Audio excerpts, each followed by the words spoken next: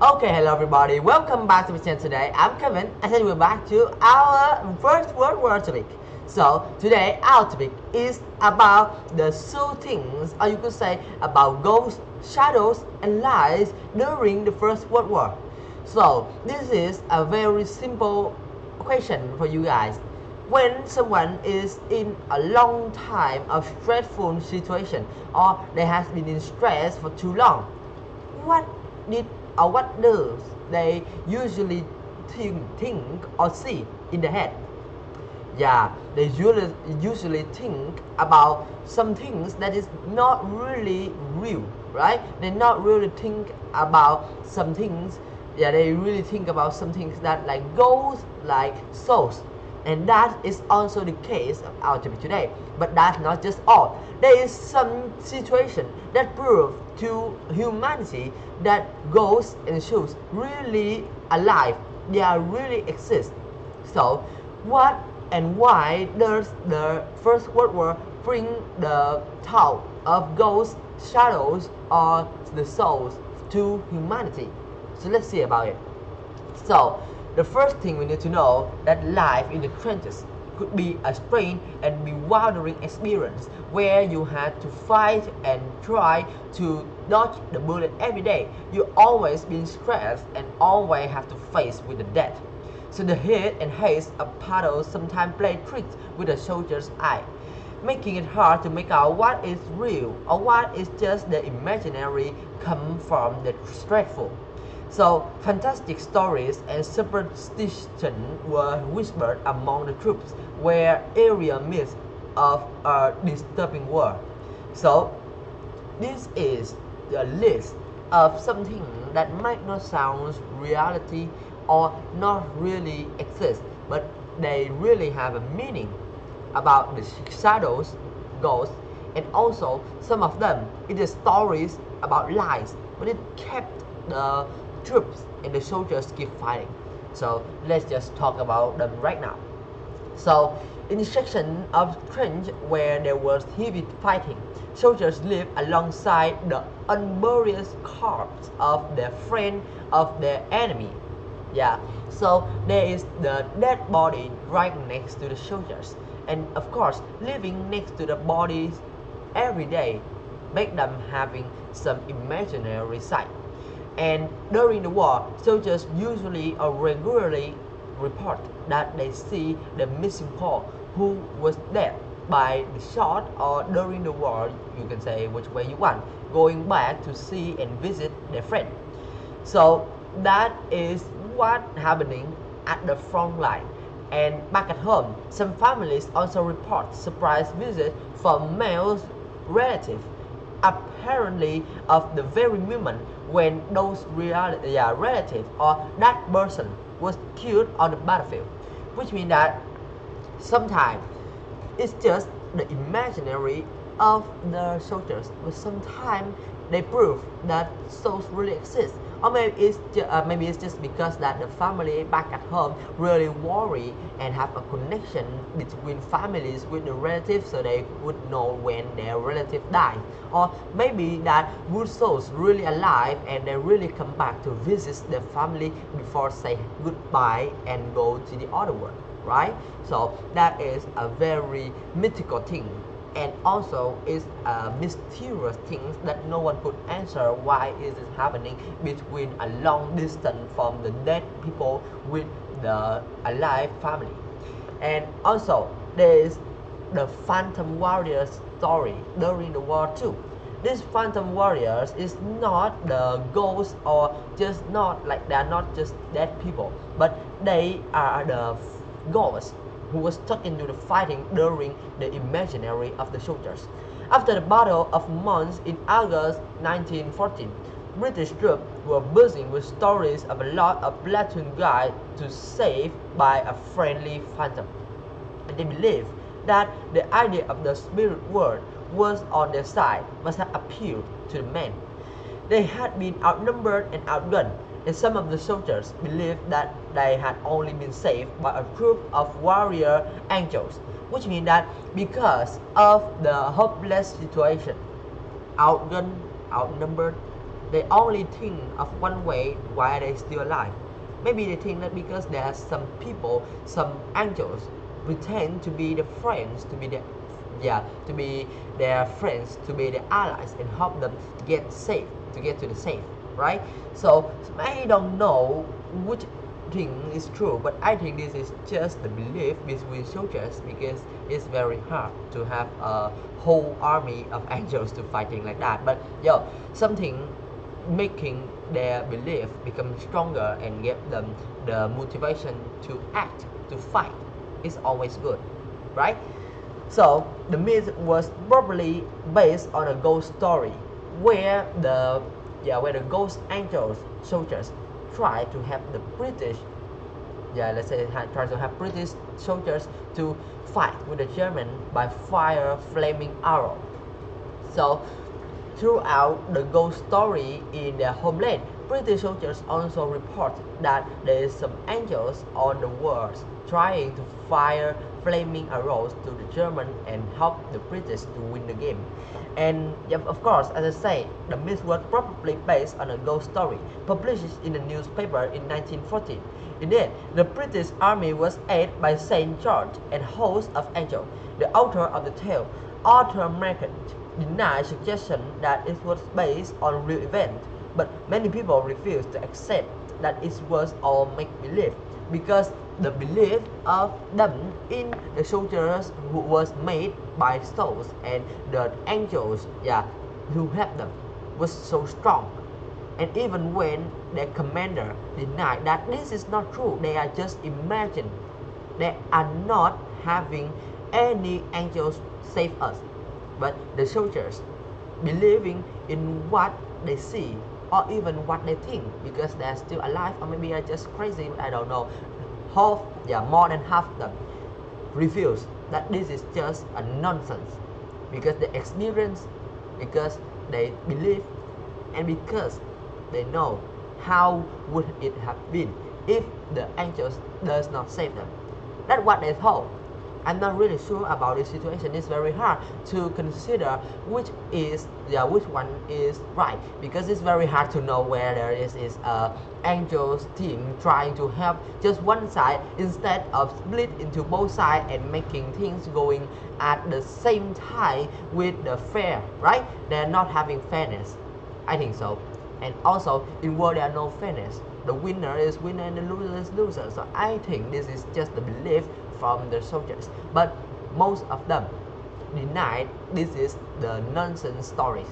Okay, and also going with the myth about ghosts, this is also myth about belief of Jesus, but this is not a ghost thing, it's not an event, it's not something made by the imaginary of the soldiers about the ghosts or about the army that helped them by angels, whether they are true or not. But this thing is about a lies. It's an exactly lies. We can sure about it. So let's talk about this myth. So we all know that myths had a powerful effect on soldiers' moral and on how they feel about the enemy.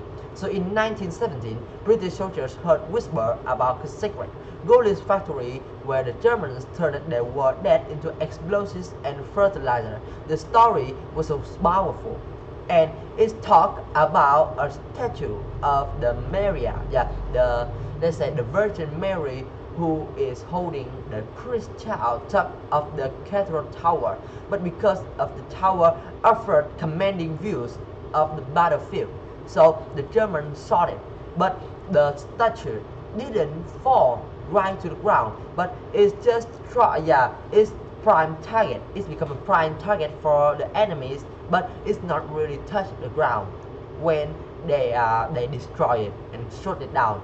So a shell had knocked the statue over, and for years it hung at a bizarre angle.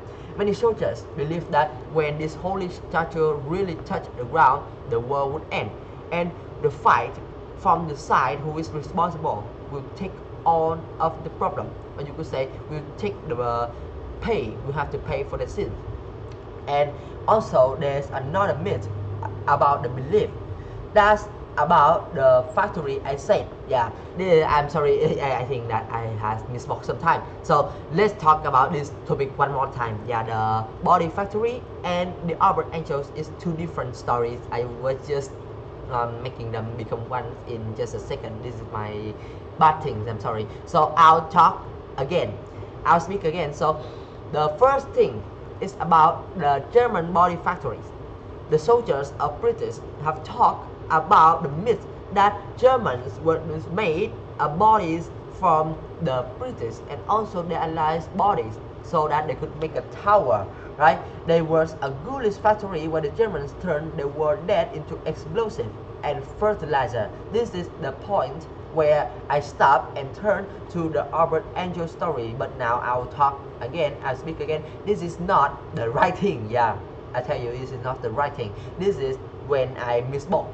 So the next thing after the stories come out, that Jesus was so powerful, it was so real, and the Germans, let's say, cold blood action in the myth was come over the world. It turned out that the Chinese were angry with that action and declared war on the Germans.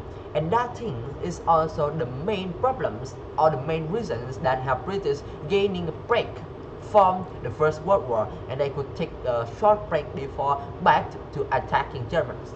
So this is the body factory stories. The body factories is a lie. Germans never built a body factories. They never used their corpse to build a body so that they could turn their weapons, turn their enemies into explosive and fertilizer. But yeah, the British soldiers spread out that lies, and everybody believed it. Everybody believed that Germans were bad, and also Chinese believed that German was bad. So because of the belief that they had to defeat German, Chinese decided to declare war on German, and that's why they gained an advantage on attacking the German at those times. So that's the first story. Yeah, I'm really sorry about misspoke later. So I mean earlier. And now about the Albert Angel story. Yeah, the story about the Virgin Mary statue. Now I'll talk about it again. I'll tell you about it again. So the soldiers making off to war are always on the lookout for good and bad omens, or you could say as legend. Thousands of men passes through the town of Albert on their way to the front, gazing in amazement at the cathedral. A statue of Virgin Mary, who is holding her son, the Jesus child, or you could say the Christ child, top of the cathedral's tower. But because of the tower's offered commanding views of the battlefield, it was a prime target for the enemy's gunner, and one bullet was knocked the statue down. And as I said before, it's hung at a very bizarre angle, and the soldiers who going through the tower, which means the British soldiers, believe that when these statues fall down the ground and touch it, the war will end, and whoever side is responsible for the war will have to pay for the sin and would lose the war. And that is about the two story of the German body factories, which is a lie, and the belief of Albert Angel's statue, which is just a belief. It's not a lie, but it's also not true either. Okay? And now we will come to some mysterious problem that happened in the First World War. Or you could say there is some chemical reaction during the war, and this made things become mysterious for people at that time, but not with us right now. Okay, so let's talk about the cloud ships. So high explosive shells could create amazing light effects, and the gases they produce may even have affected local weather. So at Gallipoli in August 1915, British survivors of one battle described how a whole battalion of 800 men, let's say, disappear in a cloudy smoke with no trace. And several years passes before the myth was explained. A Turkish farmers were clearing some thick woodland a few miles from the battlefield when he discovers the bodies of 800 soldiers. Their bones were hanging on the trees, and also their lost battalions had marched through. Yeah, their bodies was hanging on the trees, their bones strewn on the trees, and it's everywhere.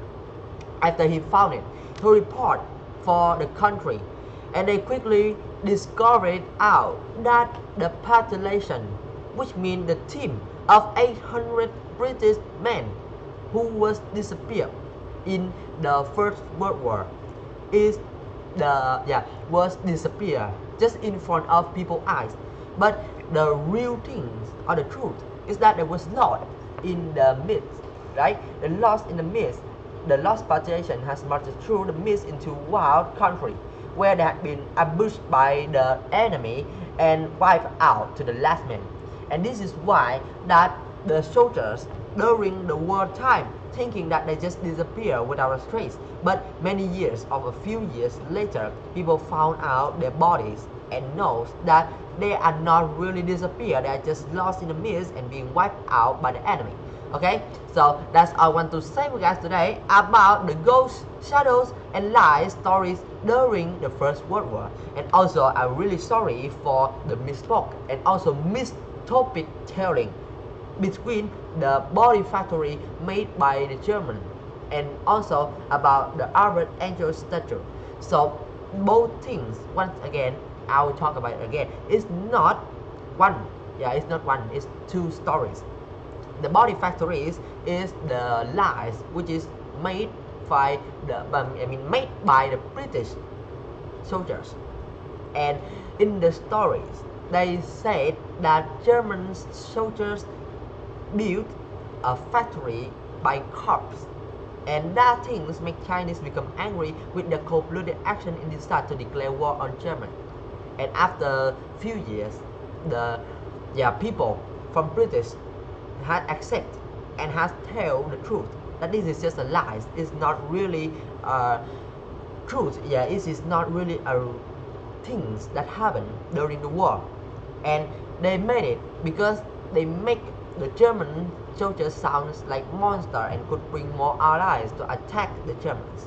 And the Albert Angel story is about the belief of the British soldiers thinking that when the